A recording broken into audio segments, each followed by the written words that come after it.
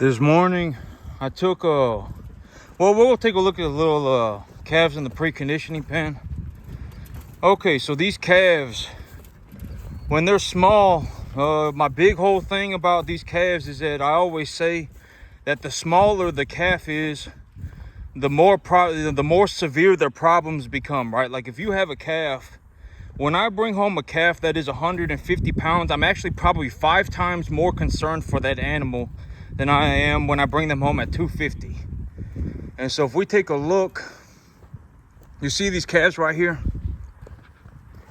The 4 of them right there, that blonde one right there, and that yellow one. I got 2 yellow calves, I got 2 blondies, and then I got 2 blacks in there.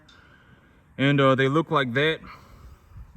And when they're that small, if you actually take a real close look, you'll see that this calf right here, she's about the same size as the rest of them, but look at how different her gut looks. You see that? How she her gut is just completely full, and the other calves, they're but you see how different her gut looks? This animal has a gut that's completely full, and the other animals are just kind of thin, and they're about the same size. And this calf with the full gut, she's been here for about 3 weeks. And so I've been looking after her for about 3 weeks, and I know she's eating. And so I've said this before, and I say this all the time, but a cow, their gut, they can hold a massive amount of food. And so when you have an animal that's eating properly, their gut should be like visibly full. They should not be sucked in. You should not be seeing bones on them, etc., etc. They should not look sucked in. This is a good example. This is an animal that's going to be going to market this week. I mean, look at him, right? I mean, he looks full, right? I mean, look at these animals. When you look at their gut, they look full, right? And they should not be sucked in. If they're sucked in, something's wrong. That means they're not eating. And these animals, if their rumen shuts down, it turns into a big problem. You probably cannot save the animal. And actually, talking about probably cannot save the animal, that white calf that I've been attempting to save for the last 3 weeks, unfortunately, did die yesterday. He just fell asleep, and then he did die yesterday. And so this is also what I mean by I'm not from just the information that I have collected running this business. About 15% death loss is about the average. If you do better than 15% death loss on a 250 pound or less calf, you're doing better than the average. A lot of times when you go to the sale barn, you're buying an animal that you don't even know what's been going on with the animal. Somebody might have been having problems with that animal, and so they decided to sell the animal. Maybe the mother was not a good mama cow, right? I mean, maybe the baby was just kind of, I don't know what was going on. But, sometimes when you go to the sale barn, you will end up buying people's problems. And so if you go to the sale barn and you pick these calves out like me, buy them one by one, and you bring them home, and I took that calf to the vet every single week. I looked after him myself, gave him 5 shots of antibiotics, put him on a preconditioning. I did all these things for him, and he still ended up dying. And so I don't know, just from the information that I have personally seen, I've been doing this for a good minute, right? I've been doing this for probably about 15 months, about 18 months.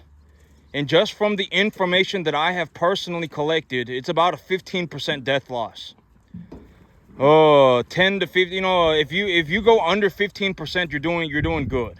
If you bring home 10 calves, if you bring home 12 calves and only 2 of them die, you're doing about average.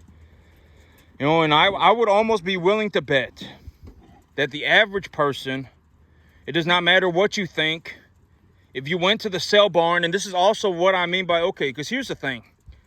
Okay, I'm just going to give my perspective. Me, it's like imagine, so I say farming is a skill, right? Farming is a skill, and imagine it like a skill. You can play, or let's say you can play the guitar, right? Playing the guitar is a skill. Playing basketball is a skill, right? I mean, all these different things, you got different skills, is not just farming. And let's just take playing guitar for example. Like actually this is a very good example of playing the guitar. Okay, there is nothing that I could do that would possibly turn you into a world-class guitar player unless you play the guitar on your own in your free time all the time and you actually are interested in playing the guitar. And I've already said the big idea of being interested is like the Laszlo Polgar experiment. When you become good at something, you'll probably become more interested in it. As you become better at something, you'll become more interested. And if you want to know what I'm talking about, go and look up Laszlo Polgar Grandmaster Chess Experiment. Laszlo Polgar, essentially, he deduced that your average genius is not born. Your average genius is made. You can turn practically anybody, granted that they don't have mental handicaps or physical handicaps. You can turn an average person into a genius. Anybody could essentially become a genius at anything. Granted that you learn properly and you practice all the time. And you start when you're young. Those are like the three conditions, more or less, that he discusses. He says you need to be taught properly. You need to have the best teachers. You need to start young. And you need to practice all the time. And if you do that, you can essentially turn an average person into a genius at anything. Practically anything.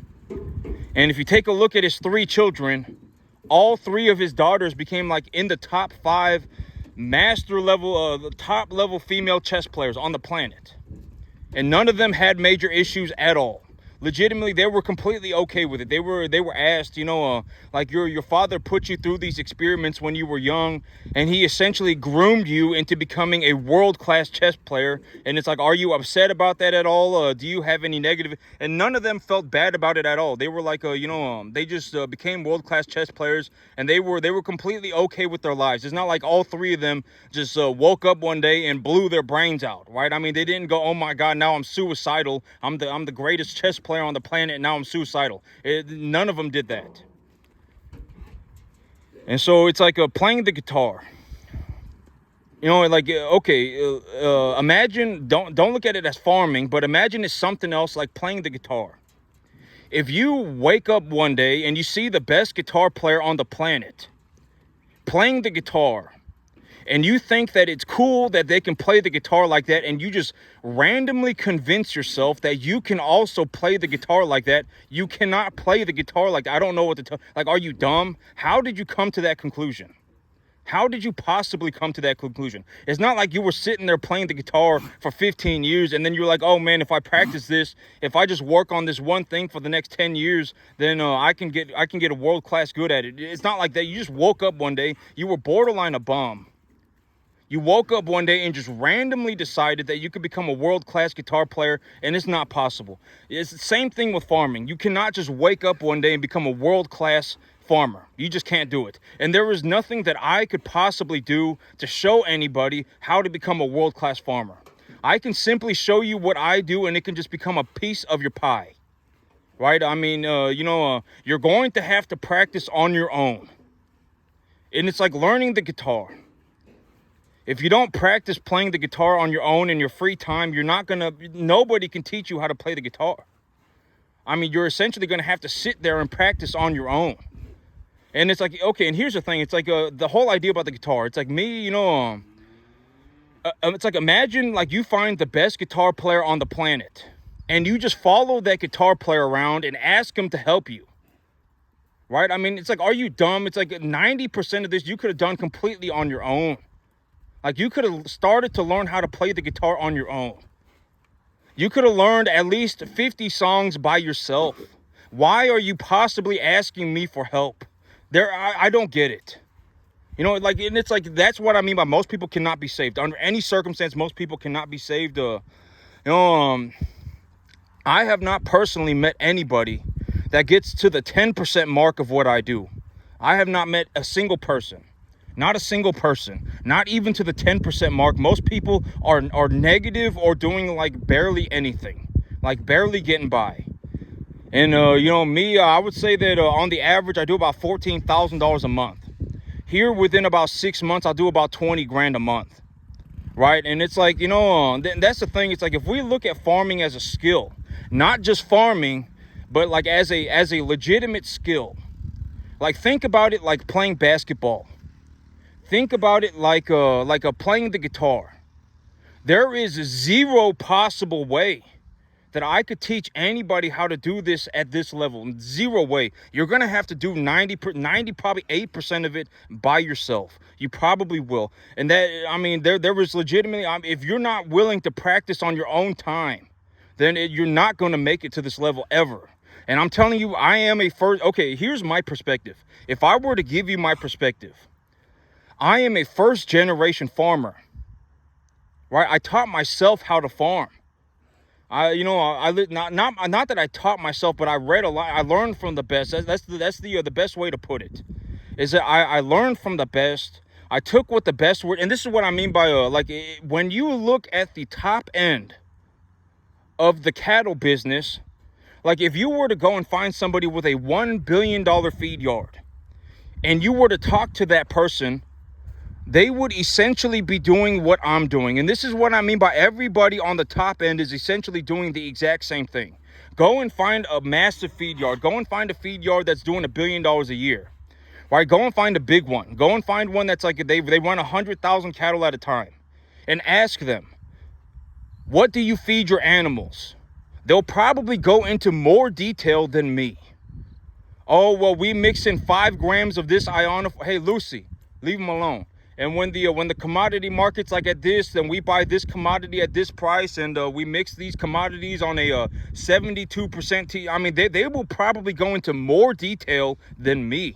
They probably will. And everybody on the top end is doing the exact same thing, more or less. And if you want to know what I'm talking about, go and find somebody who's running a $1 billion feed yard, and ask them what they do. What kind of medication do you give your animals, right? What kind of medication do you give your animals? What kind of feed do you give your animals? What price do you pay for your animals? When do you take your animals to market? They will probably go into more detail than me.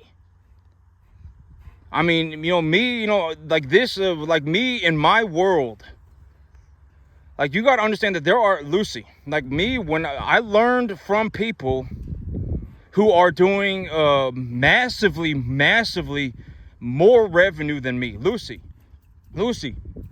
come here. I don't want her snapping at the cattle. And so they're doing way more than me. I mean, maybe running 100,000 cattle at a time, doing like $1 billion a year. Go and ask somebody, or go and watch an interview on one of these people. Legitimately, they have their own cameras, and they go and they interview these people. Go and watch an interview with these people. See what they say. What kind of medication do you give your animals? What kind of feed do you have your animals on? How do you source your feed? When do you buy your feed? How much do you pay for your animals? When do you take your animals to the market? Ask these people. They will all essentially, more or less, say exactly what I'm saying. They will within 2%, everybody on the top end of the economy is essentially, everybody's doing the same thing. Everybody. It does not matter. You could go into commercial real estate. You can go into residential real estate. You could go into whatever, farming. Everybody's doing the same thing. You go and you find a person with a 100,000 cattle running a $1 billion feed yard, and you ask them how they run their business, and they will go into more detail than me. And so, I mean,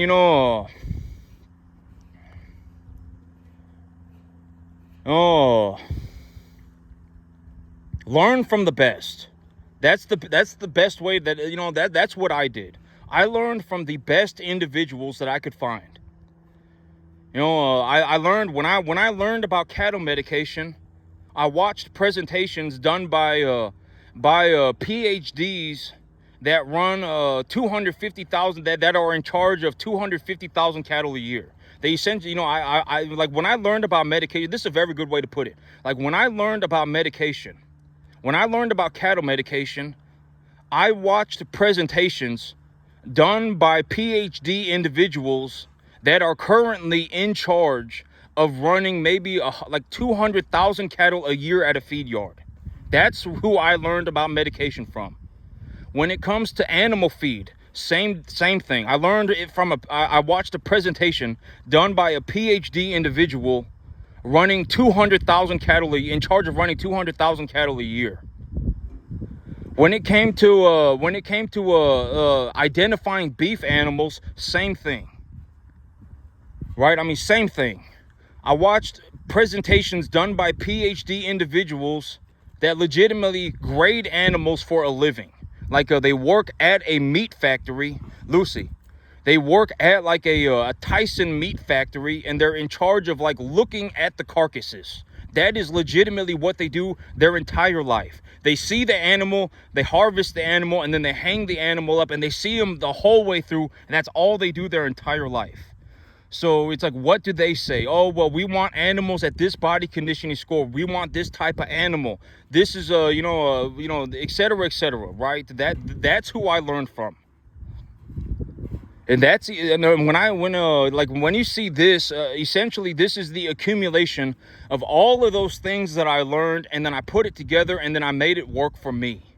That's how I essentially came to be. And I was actually thinking about this, but personally, I am the only individual that I know that managed to take $12,000 out of a bank account and turn it into about and realistically, I'm going to about $20,000 a month here within the next probably 5 months. I'm the only person that I know that managed to take $12,000 out of a bank account and turn it into about $15,000 a month of cash flow. I'm the only person. I had 12 grand. I invested the 12 grand, and now I'm making like $15,000, $20,000 a month. I'm the only person that I personally know that managed to do that. And I was actually thinking about my numbers. The reason I came up with that was because, well, the reason I was thinking about that was because I was thinking about my numbers, and I was like, with the whole thing that I got going on right now, I'm going to run my farm at maximum capacity, but I'm not going to put my farm at over maximum capacity, because if I put my farm at over maximum capacity, there's going to be a lot of problems. And so I want to be in this kind of balancing stage where I am running my farm at maximum capacity while also taking care of my debt at the same time. And here's another way to visualize my money. If I run my farm at maximum capacity and I pay back all of my debt, or pay back my debt at the same time, I legitimately run my farm at maximum capacity and I pay back my debt at the same time, I can pay back all of my debt for my cattle in 4 months, and I will still have like 50 animals left over. So that's like 75 grand cash that I will have left over in 4 months.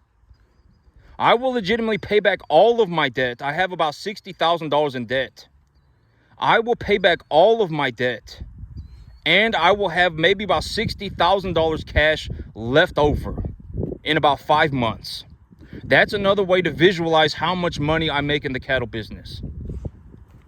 Because I was talking about selling cattle and buying cattle, and that's another way to visualize. That's another way to visualize the money that I make. If you want to visualize the money that I make in terms of just cattle and not numbers in a bank account, it's like every time I sell 5 animals, I legitimately make enough money to buy 8 animals, and I still bring home cash. I essentially increase the size of my herd by like 70%, 50%, and I still bring home money. That's another way to visualize how much money I make in the cattle business. And yes, I've always said this, but you should be considering money. You should be. There's a reason why I make $15,000, $20,000 a month. There's a reason for that, right? Like me, I haven't been doing very good, and I've still been averaging about $10,500 a month for the last year, like 15 months. Granted that I lost money for about 3 months. I lost money for about 3 months, but it's like I started a business, and 15 months in, I lost money 3 months out of the 15 months. That's not bad. That's pretty good. I made $10,500 a month for 12 months, and I lost 10 grand for 3 months. That's very good. That's honestly very good. Most people, when they start a business, they will just lose money forever, and then they'll borderline almost never make it. And I've already talked about the big idea of starting a business, that most people, it's like, I don't know why you possibly convinced yourself to start a business But I mean, starting a business for most people is going to be the worst decision that they ever made in their entire life. I would be willing to bet money on it. I mean, you're legitimately going to put yourself in a situation, most people, where it's like you barely make it, or you legitimately just go bankrupt. And if you barely make it, I mean, congratulations, you'll be 70 years old with no retirement. That's legitimately how you're going to end up. And it's like, you should have probably just gotten a job. If you had gotten a job, if you had really looked around for a good job, and you had gotten yourself a job with good benefits and a good retirement plan, chances are you would have been happier, right? I mean, I've seen 3 people in the last like 2 years that legitimately bankrupted when they were 70 years old. They held on to a business. The business was not making much money from the very beginning. They barely made a middle-class life. They were stuck working at their business 7 days a week. And when they're 70 years old, they bankrupted. Congratulations. I mean, now they don't know what they're going to do. They're looking for jobs, right? I mean, the cashier at the grocery store, congratulations, right? I mean, that happens to a lot of people. And, I'm not trying to sound like an arrogant prick, but I'm just going to say, making $15,000-$20,000 a month on a 10-acre field is phenomenal. Even just in terms of the overall economy, making $20,000 a month doing anything is pretty incredible. I did this on a 10-acre field running commercial cattle. I did incredibly well for myself. I may actually qualify for like the most successful cattleman on the entire planet. Like I legitimately might,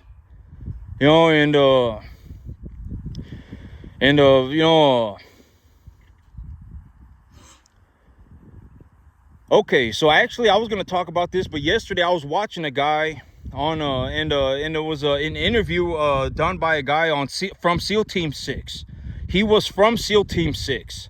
And he's retired, and he was talking about being on SEAL Team 6, and I was like, this guy actually just put into words what I don't know what this guy went through, because I mean, this guy was a SEAL Team 6 operator. I mean, he went around killing terrorists and serving the country, right?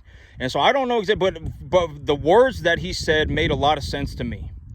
He said while he was on SEAL Team 6, SEAL Team 6 is so good that he did not lose a single person from his entire team, ever. Did not lose a single person.